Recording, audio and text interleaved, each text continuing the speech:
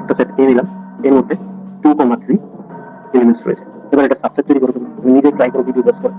এখানে দেখো, এখানে যদি আমরা দেখি তাহলে এ সাবসেট গুলো তৈরি করা যাবে।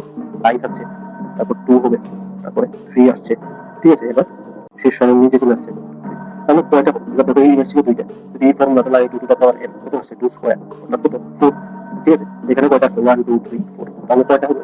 চারটা সাবসেট তৈরি হলো। এবার দেখো এখানে আমরা যে 4, তার মানে কি সঠিকভাবে বের করেছি।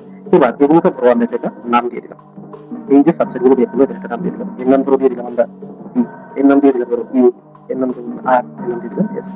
প্রত্যেকটা সেটকে আমরা একটা নাম, সাবসেটকে একটা নাম দিয়ে দিলাম। এবার এখানে যে এফ যে এটা রয়েছে, এটা বাদ দিয়ে বাকি সবগুলো দিয়ে লক্ষ্য করো, এটা কিন্তু এই সেটটার ছোট, যেটা লেস দেন বলা যায়, elements of number of elements less than number of elements of set, ঠিক আছে। তখন এগুলো কি হয়ে যাবে প্রপার সাবসেট, তার মানে পি কিউ আর, এই যে তুমি দেখতে পাচ্ছ এগুলো হচ্ছে কি, এগুলো হচ্ছে প্রপার সাবসেট অফ সেট এ। ওকে, এগুলো হচ্ছে প্রপার সাবসেট অফ সেট এ, যেটাকে আমরা এই সার্কিটটা দিয়ে লিখবো। একটু আগে যেটা বললাম, এটা সিম্বল সাবসেট, ঠিক আছে। এটা দিয়ে আমরা ডিনোট করতে পারি। এবার এখানে এস যেটা রয়েছে, this is not a proper subset, এটা প্রপার সাবসেট নয়, this is not a proper subset, ঠিক আছে।